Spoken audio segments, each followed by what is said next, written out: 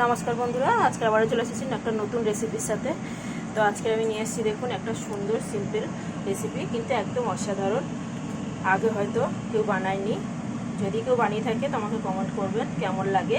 তো যাই হোক, এখানে সবার আগে দেখিয়ে দিই, এটাকে পাপড়ি বলি আমরা। চানাচুরের যে বেসনের পাপড়ি থাকে সেটা, এখানে শুধু প্লেন পাপড়ি, বেসন দিয়ে তৈরি যেটা। তো যাই হোক, এখানে এক বাটি পাপড়ি নিয়েছি। এখানে নিয়েছি বটবটি। বরবটিগুলোকে ভালো করে ধুয়ে পরিষ্কার করে পোকা টোকা দেখে ভালো করে এইভাবে ছোট ছোট পিস করে কেটে নিয়েছি, একদম কুচি কুচি করে। এখানে নিয়েছি একটা পেঁয়াজ কুচি কুচি করে ছোট ছোট করে কেটেছি। এখানে নিয়েছি দুটো তিনটে কাঁচা লঙ্কা ঝুরি করে কেটে, একটা বড় সাইজের টমেটো এইভাবে কুচি করে। আর এখানে মশলা নিয়েছি হিং, 1 চিমটি হলুদ গুঁড়ো, একটু কালো সর্ষে আর একটু গোটা জিরে। এখানে এটাই মশলা। আর হচ্ছে এই যে ম্যাগি মশলা। আমার ঘরে নর্মাল যে ম্যাগি মশলা সেটা নেই, যেগুলো মার্কেটে পাওয়া যায়, সেই জন্য আমি ঘরে যে ম্যাগি খাই সেই ম্যাগি মশলা থেকে আমি একটা দিলাম, এখানে ব্যবহার করবো। এখানে সব ফোড়নে দিয়ে দিলাম। দেখুন বেশ চটপট চটপট করে আওয়াজ হচ্ছে।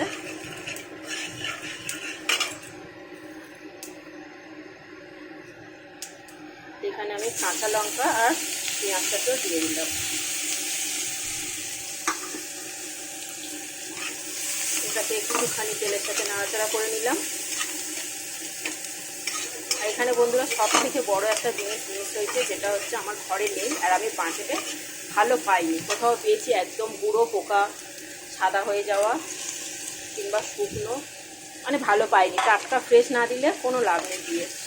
তো যাই হোক, সেটা হচ্ছে কারি পাতা। এখানে কারি পাতাটা ফোড়নে দিলে কিন্তু এই রান্নার টেস্টটা সব থেকে বেশি লাগে। তো আমি কারি পাতা ছাড়াই প্রথমবার করছি, কেমন লাগবে আমি নিজেও জানি না। অবশ্যই কারি পাতা দেওয়ার চেষ্টা করবেন। তো এখানে দিয়ে দিলাম বটবটিগুলো।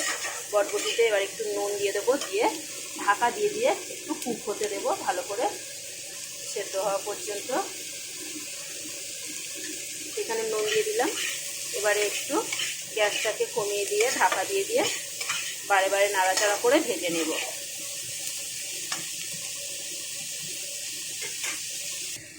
এখানে দেখুন বন্ধুরা, গ্যাসটাকে একদম লোতে করে ঢাকা দিয়ে দিলে কিন্তু জল বেরিয়ে যাবে, আর বটবটির সবুজ ভাবটা কিন্তু থাকবে, মানে ওই লাল লাল করে ভাজার কোনো দরকার নেই।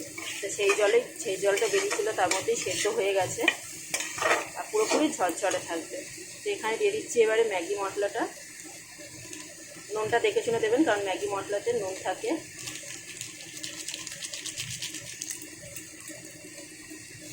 আর এখানে দিয়ে দিলাম টমেটো।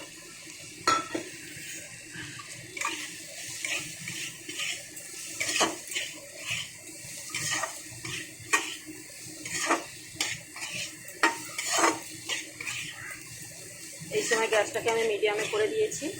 এই যে এবারে দিয়ে দিচ্ছি পাপড়িগুলো। হ্যাঁ, এবারে আমি ভালো করে একটু নাড়াচাড়া করে নেব।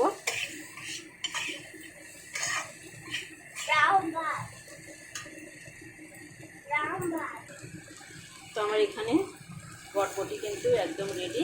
দিয়ে দিলাম সামান্য একটু টেস্ট অনুযায়ী চিনি আর একটা অর্ধেক পাতিলেবু।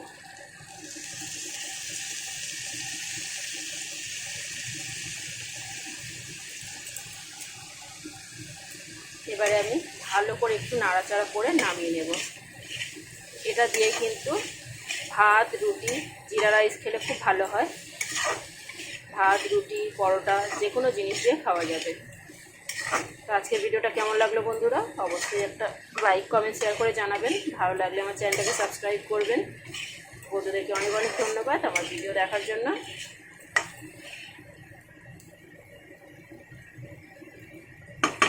আজকের মতো টাটা বন্ধুরা। এবারে আমি গ্যাসটাকে অফ করে নামিয়ে নেব।